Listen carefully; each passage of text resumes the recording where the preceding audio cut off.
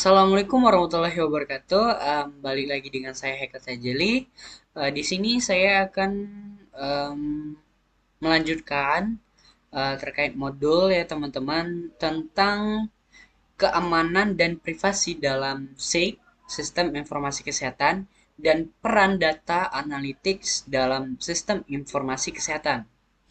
Baik, sebelum masuk ke kasusnya, ya kita cari tahu dulu keamanan dan privasi dalam SIK itu apa ya teman-teman. Yang dimana ternyata yaitu merujuk pada upaya dan mekanisme yang diterapkan untuk melindungi data dan informasi kesehatan dari akses tidak sah teman-teman. Dan bisa menyebabkan penyalahgunaan dan kebocoran atau kerusakan sambil memastikan bahwa hak privasi individu pasien ini tetap terjaga. Dan ini mencakup aspek teknis, administrasi, dan hukum yang dirancang untuk menjaga kerahasiaan, integritas, dan ketersediaan data kesehatan.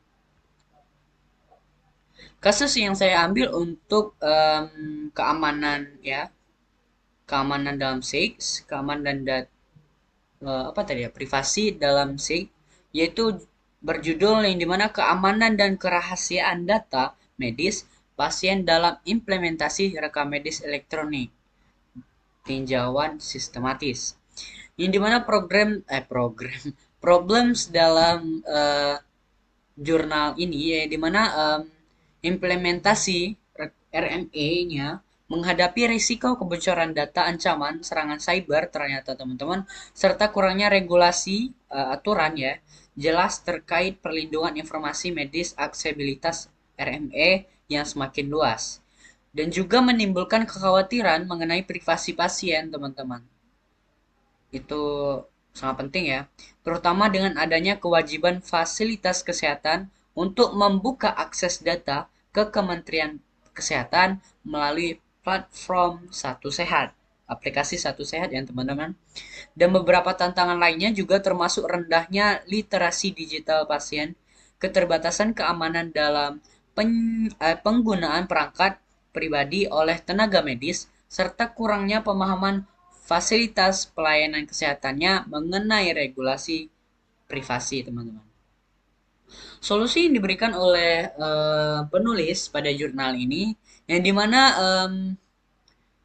untuk memperkuat keamanan RME dengan mencatat nomor emailnya, nomor email perangkat, PC-nya yang PC pribadinya, tenaga medisnya, menerapkan autentikasi ganda dan firewall untuk mencegah serangan cyber menggunakan metode desentisasi data seperti extraction protocol of pregnancy dan gestation informasi EPPGI untuk mengurangi risiko kebocoran informasi, menerapkan algoritma pencarian privasi data medis dengan metode 3 pihak 2 tahap melalui edukasi kepada pasien mengenai keamanan informasi kesehatannya serta hak akses terhadap data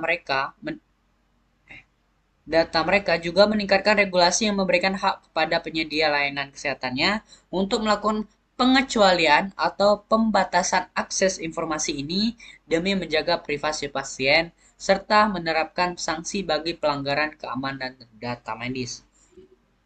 Kesimpulan dari yang bisa saya ambil dari jurnal ini yaitu di mana mm, meningkatkan digitalisasi dalam layanan kesehatan membawa manfaat dalam efisiensi dan aksesibilitas informasi medis dan tetapi di sisi lain juga meningkatkan risiko kebocoran data, serangan cyber serta tantangan dalam regulasi dan kepatuhan terhadap standar keamanan dan hubungannya dengan SIG ya teman-teman, hubungannya dengan SIG yang dimana keamanan dan privasi ini yaitu bahwa keamanan dan privasi data medis menjadi elemen krusial dalam sistem informasi kesehatan yang terintegrasi. Tanpa perlindungan yang kuat, teman-teman, integrasi data ini melalui platform seperti Satu Sehat dapat beresiko mengekspos informasi sensitif pasien. Ya teman-teman, bisa bocor nih keluhannya apa, kasusnya apa ya teman-teman. Dan oleh karena itu juga penelitian dalam PDF ini atau jurnal ini menegaskan pentingnya kebijakan keamanan, teknologi enkripsi, autentikasi ganda, edukasi literasi digital bagi pasien dan tenaga medis, serta regulasi yang jelas untuk memastikan bahwa informasi medis tetap aman dan hanya diakses oleh pihak yang berwenang. Nah, untuk kasus kedua, yang dimana tentang um, apa ya tadi? Dalam peran data analitik dalam SIX, yaitu saya mengambil jurnal tentang literatur review penerapan big data dalam kesehatan masyarakat. Problemnya apa pada jurnal ini? Yang dimana tantangan dalam penerapan big data untuk kesehatan masyarakat yang mencakup masalah privasi data, keakuratan hasil analisis, serta validasi informasi yang tersebar. Tantangan lainnya termasuk kurangnya regulasi yang terjelas terkait keamanan data dan keterbatasan dalam integrasi big data dengan teknologi lain seperti kecerdasan buatan AI, Internet of Things a lot, dan machine learning. Selain itu, masih terdapat kesenjangan dalam pemanfaatan big data di sektor kesehatan, terutama dalam pengumpulan, pengolahan, dan analisis data untuk mendukung kebijakan kesehatan yang efektif. Solusinya apa?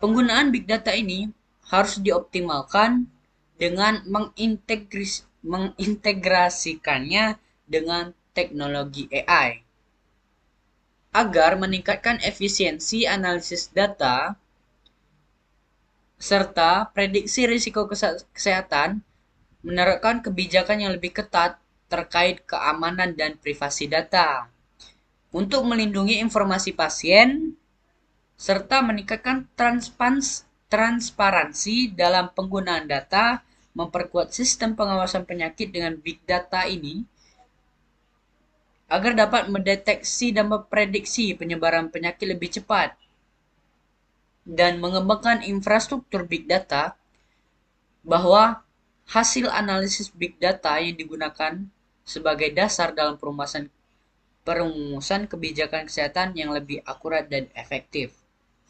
Solusinya apa? Solusi juga kesimpulannya apa?